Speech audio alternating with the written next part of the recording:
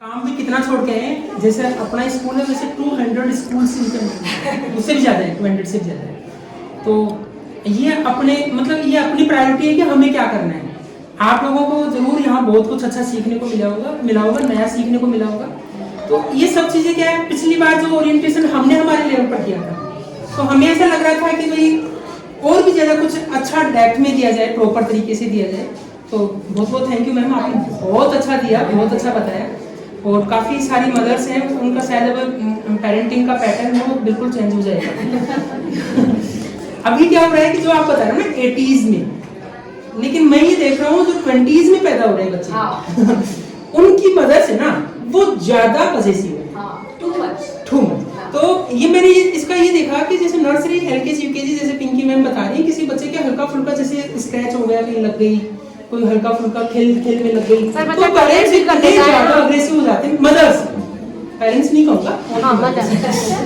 तो मेरे को समझ में नहीं आ रहा है ऐसे क्या हथेलियों में रखोगे क्या बच्चे को, और कब तक रख लोगे?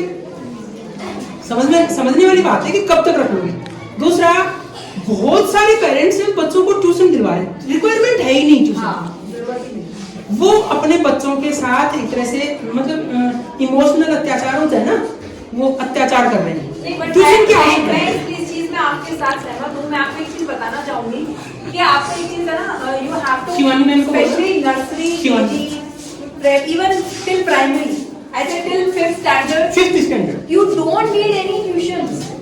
5th स्टैंडर्ड तक आप यदि ट्यूशन करा रहे हैं ना, बिल्कुल मतलब बेस्ट है। अगर आपके ज्यादा पैसे हैं किताबों में, हाँ है ना, आप ये नई चीज बोली ना कि बुक्स खरीदिए, वो इन्वेस्टमेंट है। But don't unnecessarily waste your money on tuition classes because मैं स्कूल में पढ़ाने का तरीका अलग हो सकता है, आपकी टीचर को नहीं पता वो हम कैसे पढ़ा। अब जैसे हम जॉली फोनिक्स पढ़ा रहे, आप फोनिक्स पढ़ा रही है, क्लास में साउंड्स पढ़ा रही है, हम ए फॉर एप्पल को पढ़ाते ही नहीं है, हाँ राइट। हम क्या पढ़ाते हैं? ए एप्पल, बी बैट, सी कैट। अभी बताओ, आप पढ़ाओ, आपकी टीचर पढ़ाएगी? अजीत घर में कोई पढ़ा ले रहा है ऐसा? हम अपनी टीचर को कितना ट्रेन कर रहे हैं चीज के लिए, हम इतना ट्रेन करते हैं तब वो उस लेवल तक आते हैं, राइट।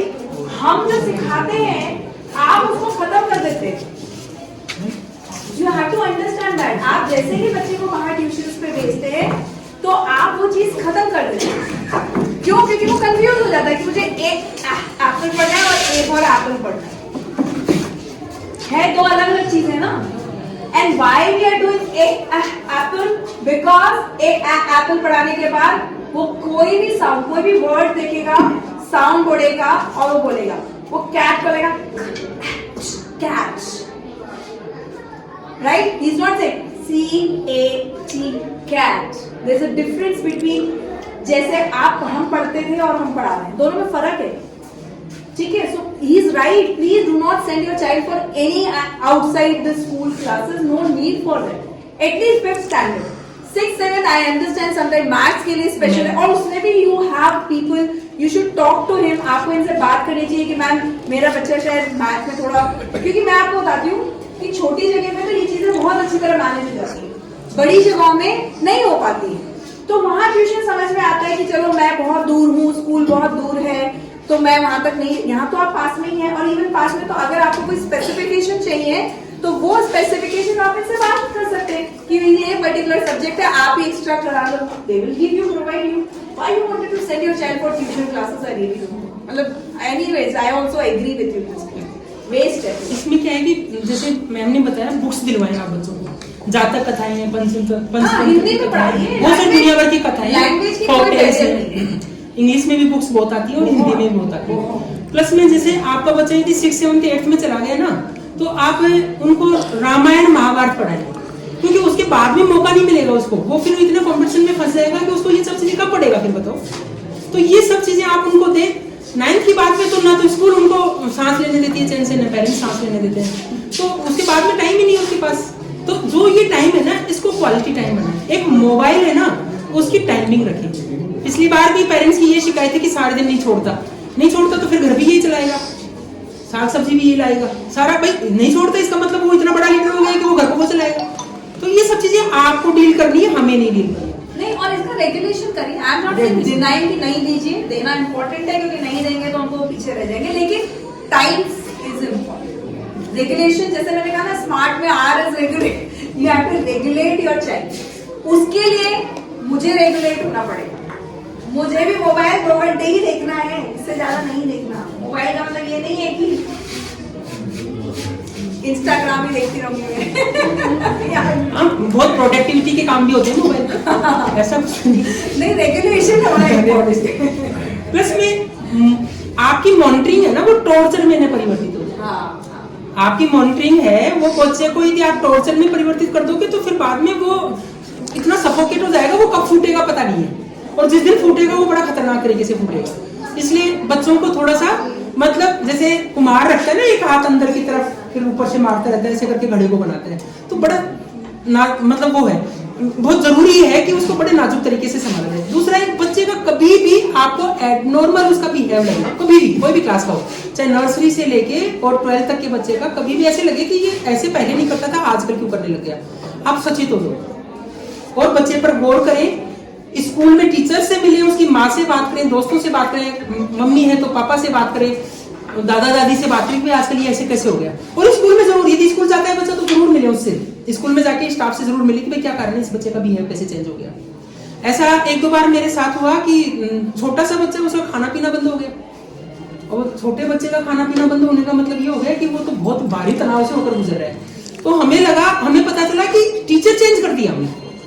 नर्सरी में मैम जो उनको रेगुलर पढ़ाया करती थी वो रेगुलर नहीं है, और उस पूरी क्लास में 30 बच्चों में वो एक ही इफेक्ट हुआ, सभी नहीं हुए।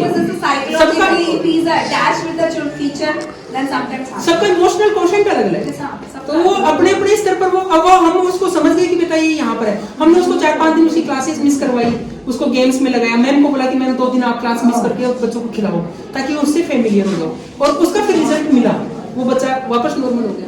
ऐसे 12th के अंदर एक बच्ची जो इतनी ज्यादा मतलब टेंशन में है कि वो स्कूल में भी लगे कि भाई ये उदास रह रही है, घर वालों से बात करी हमने, एक बार घर वालों ने नजर ही नहीं करी इस बात पर, हमने बात करी तो बाद में पता चला कि वास्तव में बच्ची बहुत ज्यादा भारी ट्रॉमा से ऊपर गुजर रही है। और वो इसलिए गुजर रही है कि घर में मम्मी पापा के आपस में कोई झगड़ा था और मम्मी घर छोड़ के मायके चली गई तो बच्चे पीछे से बहुत ज्यादा मतलब इफेक्ट हो गया। अब अपन समझ नहीं रहे, अरे दादा दादी है ना, माँ क्या करेगी, तो माँ बहुत ज्यादा मतलब इम्पोर्टेंट रोल अदा करती है, इसलिए माँ का होना भी उतना ही ज्यादा जरूरी है। तो वो सब चीजें बहुत ज्यादा जरूरी है। तो आप लोगों का ठीक है ना, तो अब मैं आपका भी कोई क्वेश्चनिंग सेशन में कोई कुछ पूछना चाहे बच्चों के बिहेवियर से रिलेटेड, पढ़ाई से रिलेटेड, कोई भी कुछ एनीथिंग अगर आपको लगता है कि I think I have answered so many questions today. आज मैंने आप सबको स्मार्ट बना दिया। एक चीज मैं देखता भी हूँ आजकल कुछ पेरेंट्स तो बहुत ज्यादा मतलब एक्स्ट्रा ऑर्डिनरी है, शायद वो पढ़ के आए हैं पेरेंटिंग कहाँ से, तो बच्चों के बिहेवियर से भी लगता है कि बच्चा ऑटोमेटिक मतलब उनका महसूस होता है कि हाँ ये अच्छे एटमोस्फेयर से निकल के आया बच्चा। तो ये तो हम भी फील करते हैं कि काफी सारे बच्चों में हमें फील हो जाता है कि बच्चे अच्छे एटमोस्फेयर से निकल के आए, और काफी सारी चीजें यहाँ क्लियर हो गई। काफी सारी चीजें जैसे अब हम समर वेकेशन का जो होमवर्क देखेंगे ना, तो आप एक बार उसको जरूर देखना, और आप देखना कि आपके बच्चे का ऑल राउंड डेवलपमेंट होगा उससे। स्मार्ट पेरेंटिंग भी यही है, बच्चे का ऑल राउंड डेवलपमेंट, बच्चे का इमोशनली डेवलपमेंट, फिजिकली डेवलपमेंट। मैं हर बार जब भी जाती हूँ कहीं भी, मैं एक चीज हमेशा पूछती हूँ कि आप अपने बच्चों को क्या बनाना चाहते हैं, बताइए, कोई बताइए।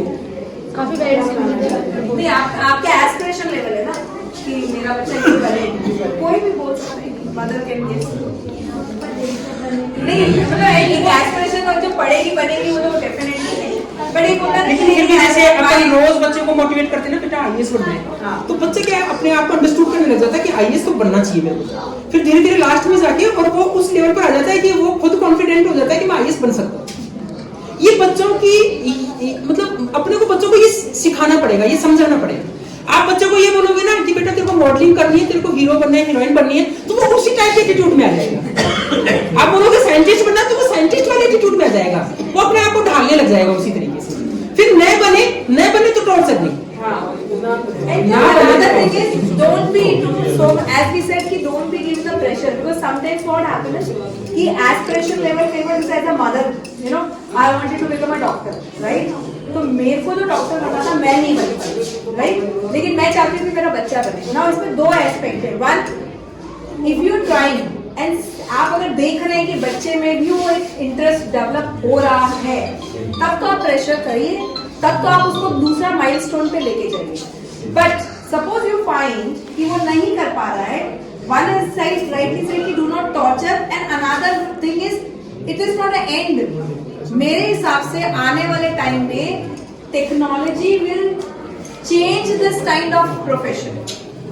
आने वाले 10 साल में ना आपके पास को डॉक्टर की जरूरत है, ना आपको साइंटिस्ट चाहिए, या आपको क्यों? क्योंकि जो टेक्नोलॉजीज बना हम ही रहे हैं, लेकिन जो हम बना रहे हैं, जैसे एआई आर्टिफिशियल इंटेलिजेंस में ही आजकल रोबोटिक्स में ही डॉक्टर हो रहे हैं, तो मुझे इतने डॉक्टर्स की जरूरत नहीं। अब सारे डॉक्टर बन जाएंगे तो फिर डॉक्टर फिर बेरोजगार नहीं, फिर वो जैसे बीटेक किए हुए टीचर्स बनते हैं ना, वैसे डॉक्टर्स टीचर्स बनेंगे। और ये आने वाले टाइम में 10 साल के अंदर डॉक्टरी के पैसे है ना, वो बिल्कुल हाशिए पर आ जाएगा, आ रहा हो जाएगा।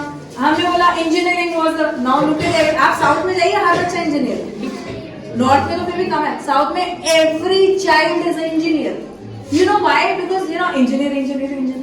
सो I think it's a new age, हमको देखना पड़ेगा। अगर मेरे बच्चे को बहुत अच्छी पेंटिंग आती तो मैं उसकी वो स्किल्स डेवलप करूंगा ताकि वो पेंटर बन जाए। Painter is also one of the expensive app होता है। अगर अच्छा पेंटर होगा तो करोड़ों में एक पेंटिंग दिखती है। अच्छा खाना बनाने वाला होगा, शेफ लग जाएगा ताज में, इतना बड़ा पैसा मिलेगा। तो यू नो ये भी नए जमाने के हुनर है। अगर आपके अंदर हुनर है तो वो भी आप उसको भी कर सकते हैं। ये जरूरी नहीं कि सर मेरा बच्चा कुछ बच्चे अकेडमिकली बॉर्न स्मार्ट होते हैं, गॉड स्मार्ट होते हैं, और कुछ पेरेंट करते हैं मेहनत, ये सब अच्छी बात है। लेकिन ऐसा नहीं कि मेरा बच्चा, अरे इनका बच्चा तो अकेडमिकली इतना अच्छा कर रहा है, मेरा नहीं कर रहा, नहीं, उसको परेशान करते हैं, उसको है ना, he is going through so much of trauma, no need for that. Instead of that identify the skill, कि वो उसका स्किल कौन सा अच्छा है और किस चीज में वो अच्छा कर सकता है, बेहतरीन कर सकता है, आप उसमें उसको प्रमोट करिए। आप देखिए he will become a best, right? That's what the importance is a अपने स्कूल में कुछ बच्चे तो ऐसे हैं जो बहुत शानदार स्टोरी टेलर हैं। और आप देखो आजकल पॉडकास्ट चल रहे हैं, पूरा ही इसी पर बेस है, आपकी इसी स्किल पर बेस है, और लोग लाखों करोड़ों कमा रहे हैं उसमें। और हम क्या कहेंगे पेरेंट्स को कि ये आपका बच्चा स्टोरी टेलर बन सकता है जी, कि जागो बनाना सीखिए। तो ये मतलब हमें वास्तव में अभी सारे जो पुराने प्रोफेशंस थे ना, वो नए रूप में वापस आ रहे हैं, और बहुत मतलब उनमें पोटेंशियल है और अच्छी लाइफ देने वाले वो सारे के सारे प्रोफेशन है। लेकिन आप लोग भागोगे कि मेरे को तो मेरे बच्चे को क्या बनाना है, डॉक्टर बनाना है, मेरे बच्चे को इंजीनियर बनाना है, तो आप मतलब ये मान लो बहुत बड़ी भूल कर रहे हो और अपने बच्चे को जबरदस्ती खड्डा खोद के उसमें डाल रहे हो। इसलिए बच्चे को खुद को डेवलप होने दो, 12th तक तो उसको खुद को समझने दो मेरे को क्या करना है। यदि वो कोडर बनना चाहते तो कोडर बनाओ, क्योंकि अब NEP न्यू एजुकेशन पॉलिसी जो आई है वो 8th क्लास के बाद में आपको सब्जेक्ट सिलेक्शन का वो देगी, प्रोविजन देगी, प्लस में आपका खुद का इतना डेवलप कर देगी 12th तक की आप खुद तय करोगे कि मेरे को क्या करना है। अभी वाली जो एजुकेशन पॉलिसी है उसमें जाके बच्चा 12th के ऊपर एक ऐसे मोड़ पर खड़ा हो जाता है कि मैं जाऊंगा। लेकिन वो वाली एजुकेशन पॉलिसी जो अगले साल से या उससे अगले साल अपने यहाँ अप्लाई हो जाएगी, सभी स्कूलों में अप्लाई हो जाएगी, तो वहां पर फिर बच्चा क्या करेगा, आफ्टर 8th क्लास वो खुद को आइडेंटिफाई करने लग जाएगा कि मेरे को इस फील्ड में जाके खड़ा होना है, खुद को अंडरस्टूड करने लग जाएगा कि मेरे को इस फील्ड में जाके खड़ा होना है। बोर्ड तो खत्म ही हो रहा है, 12th में एक बोर्ड लगेगा, उसका भी कोई बहुत ज्यादा मायने नहीं है, क्योंकि 12th के बाद में जितनी भी एजुकेशन है वो कंपटीशन बेस है। और जैसे अभी जेई वगैरह लग रही है ना, तो वैसे 1 एग्जाम हो जाएगी, अदर स्टेट्स वगैरह का ये सारा खत्म हो जाएगा, प्लस में हर फील्ड में जा सकता है वो बंदा। Any field. So you know why they are doing, because of the suicide, the stress level. You know हमारी India is the only country जिसमें बस finishing, India is the only country जिसमें स्ट्रेस लेवल सबसे ज्यादा है। हम इतना stress में, और आधे से ज्यादा लोगों को तो पता ही नहीं होता है, डॉक्टर्स जो साइकोलॉजिस्ट होते हैं वो बताते हैं कि हमें पता ही नहीं कि हम स्ट्रेस के थ्रू, हमारे लिए स्ट्रेस इज लाइक नॉर्मल।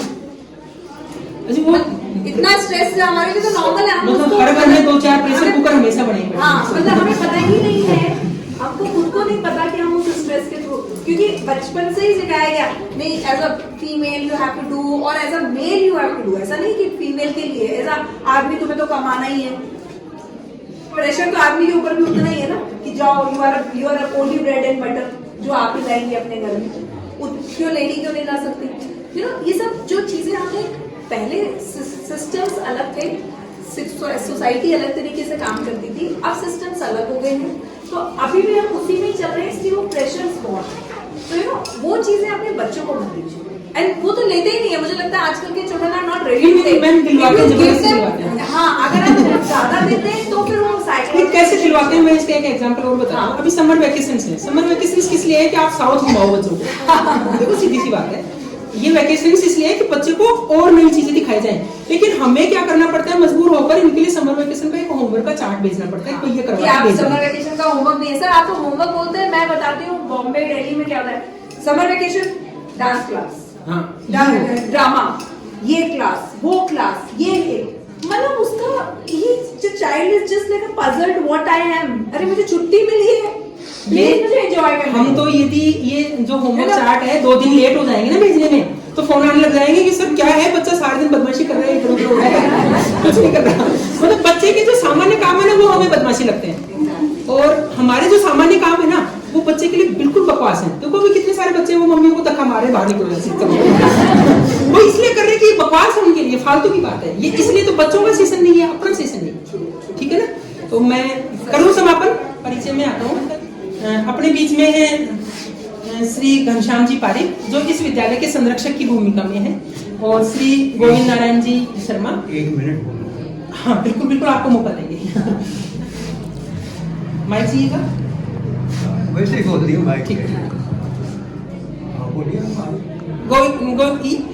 ये दोनों की छत्र छाया में स्कूल चल रहा है, और हम जो भी कोई छोटा मोटा बड़ा अच्छा जैसा भी प्रोग्राम करते हैं, हम इन दोनों को जरूर इनवाइट करते हैं एज ए पेरेंट, जैसे स्कूल के पेरेंट्स ये हैं, और आप और हम सब इनके अंडर में काम कर रहे हैं, इनकी मतलब ये तरह से छत्र छाया में काम कर रहे हैं। तो एक बार मैं इन सब के लिए तालियां बजाऊंगा। ये इंट्रोडक्शन पहले होना चाहिए था, हो नहीं पाया तो वो लेकिन फिर भी कोई बात नहीं। और इनके लिए बहुत बहुत थैंक यू कि ये टाइम निकालते हैं, हमेशा आते हैं, जब भी मैं इनको बुलाता हूँ तभी आ जाते हैं। और एक छोटी सी सूचना है, सभी से निवेदन है, हमने आज पोस्ट पढ़े का कार्यक्रम किया था विद्यालय में, तो प्रसाद जरूर लेके जाए सभी, तो कम ज्यादा जो भी है, जैसा भी आपको उचित लगे वैसा, लेकिन प्रसाद जरूर लेके जाए, ठीक है ना। अंकल जी से निवेदन करूंगा कि वो 2 शब्द कहें। जी जी मैडम को बहुत बहुत धन्यवाद। आपने निश्चित रूप से बहुत सारी ज्ञान की बातें आप लोगों को बताई होंगी। मैं भी 40 साल तक टीचर रहा। एक बात का ध्यान रखें, बच्चे के दिमाग पर इस प्रकार का वजन नहीं आ जाए कि आप उसको पाबंद कर दें, आप उसको एक ही मार्ग पर ले जाने के लिए विविश कर दें, बाध्य कर दें, मजबूर कर दें। ध्यान बच्चे की हर हरकत का आपको ध्यान रखना चाहिए। पेरेंट्स की सबसे टॉप मोस्ट जिम्मेदारी, बच्चा कहाँ जा रहा है, छोटी मोटी बात नहीं करना होगा। 11-12 साल के बाद में जागरूक हो जाएंगे। आज अपने गांव की जो हालत हो रही है उसको देख करके रोना आता है। बच्चे भटक रहे हैं और नशे के तंबुल में फंस रहे हैं। क्यों हो रहे हैं ये हम सब पे देख रहे हैं। हमने अपने बच्चे पे कितनी निगरानी रखी, कौन उसका दोस्त है, किसके पास वो जा रहा है, कब कब जा रहा है, सुबह जा रहा है, दोपहर जा रहा है, सायंकाल जा रहा है, रात को जा रहा है। माँ बाप बच्चे पे ज्यादा विश्वास करते हैं, मेरा बच्चा ऐसा नहीं हो सकता। ये तो अति विश्वास है ना, विश्वास करो। बच्चे पे अविश्वास है तो कभी करना ही नहीं, और करोगे तो कम से कम ये ध्यान रखना कि बच्चा ये महसूस न कर जाए कि माँ बाप मेरे ऊपर अविश्वास कर रहे हैं, वरना भटक जाएगा। तो आपने सितार देखी है ना, एक तारा बताते ना, जो कि सितार है वायलिन, उसके तार होते हैं, वो ध्वनि कहाँ से मिलती है, गाने वाला थोड़ा ध्वनि निकालता है, वो तार ध्वनि निकालता है। और उस तार को बहुत ज्यादा हाथ में खींच दिया तो वो ध्वनि नहीं निकलेगी, तार टूट जाएगा। और यदि उसको ज्यादा ढीला छोड़ दिया तो भी वो संगीत की ध्वनि आपको आनंदित, आपको रस नहीं देगी। तो क्या करेंगे, उसको इतना ही करेंगे कि वो शानदार तरीके से सितार अपनी सुमधुर ध्वनि को हम तक पहुंचा दे, वो संगीत भी आता रहे और वो रस भी आता रहे। तो बच्चे को इस तरीके का ध्यान रखिए, इतनी कठोरता भी नहीं और ज्यादा ढिलाई भी नहीं। यदि अति कठोरता होगी तो बच्चा टूट जाएगा, ज्यादा ढिलाई होगी तो भटक जाएगा। तो सबसे बड़ी बात मैं आज जो आप लोगों को कहना चाहता था वो यही है कि अपने बच्चों के प्रति जागरूक रहिए, भटक नहीं जाए।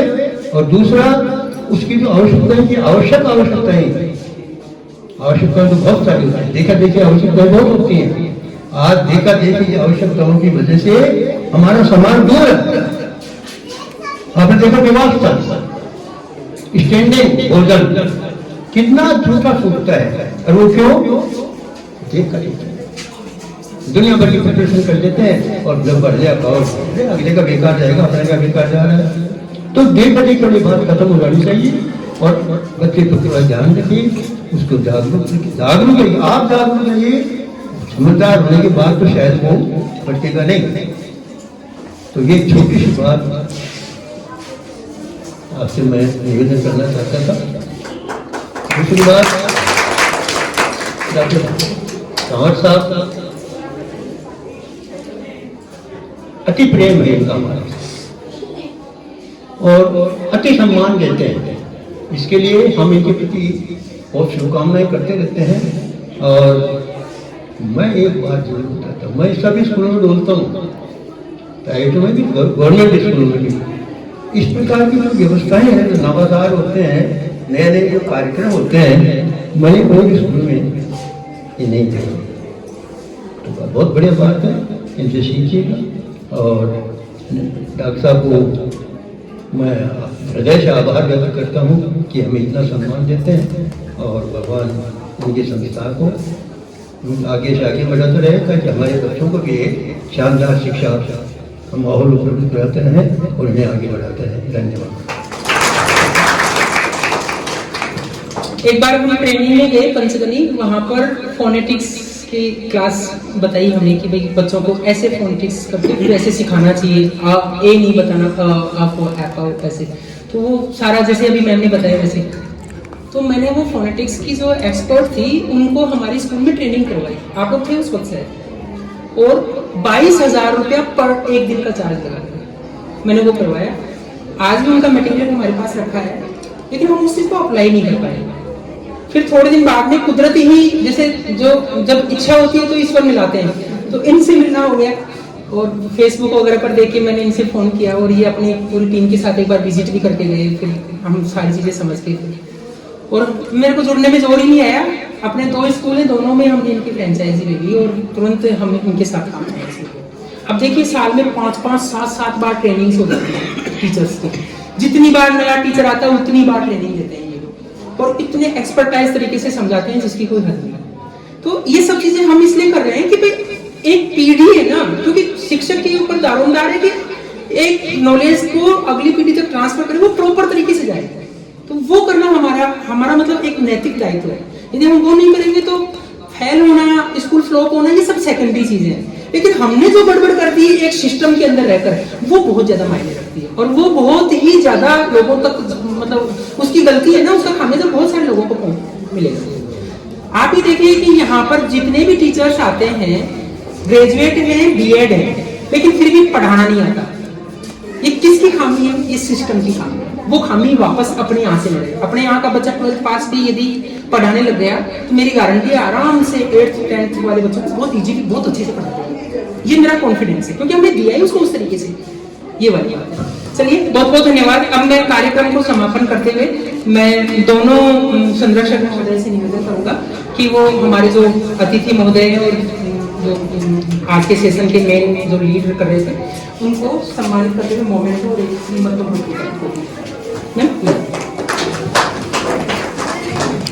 एक बात और, जो बात आपको अच्छी लगी है उनको काट बांध लें, और जो बात अच्छी नहीं लगी है वो ये अच्छी बात को काट दो, बात बहुत सारी अच्छी बातें।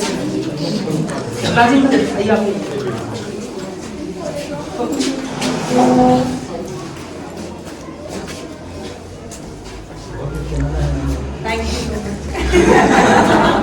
स्टैमिना तो बहुत है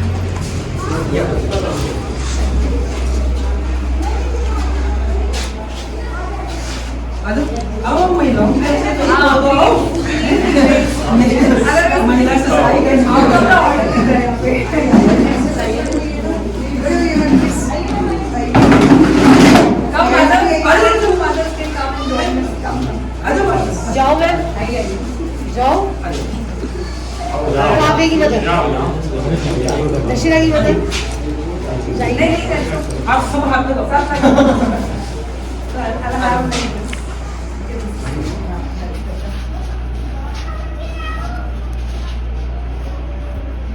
हम दिख रहे हैं ना अच्छी फोटो आ रही है मेरे वीडियो